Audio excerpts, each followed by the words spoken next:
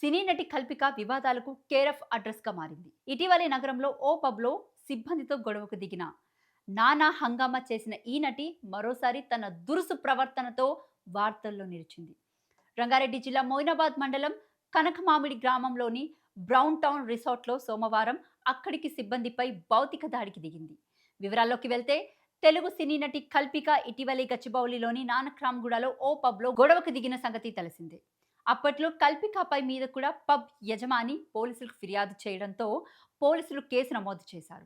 ఆమెను అరెస్ట్ చేయడానికి పోలీసులు గాలిస్తూ ఉండగా ఆమె తప్పించుకొని తిరుగుతుందని ఈ క్రమంలో సోమవారం సాయంత్రం క్యాబ్లో సింగిల్గా కనకమామిడిలోని బ్రౌన్ టౌన్ రిసార్ట్కు వచ్చిన కల్పిత రిసార్ట్లో రూమ్ తీసుకున్న కొద్దిసేపటికే క్యాబ్ సౌకర్యం సరిగ్గా లేదు, వైఫై సరిగ్గా రావడం లేదని రిసార్ట్ సిబ్బందితో వాదనకి దిగారు. అనంతరం రిసార్ట్ రిసెప్షన్లో ఉన్న మేనేజర్ కృష్ణ వద్దకు వెళ్లి తనకు సిగరెట్ కావాలని తీసుకొచ్చి ఇవ్వమని అడిగింది.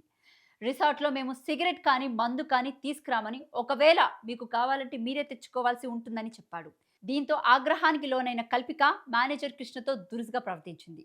Food menu card, room keys, రిసెప్షన్లో ఉన్న రిజిస్టర్లు కృష్ణమోహన్ మీద విసిరుకొట్టింది, బూతులు తిట్టింది. అక్కడి సిబ్బందిపై దుర్భాషలాడి రిసార్ట్ నుంచి వెళ్ళిపోయింది. దాదాపు 40 నిమిషాల పాటు రిసార్ట్లో నానా హంగామా చేసింది.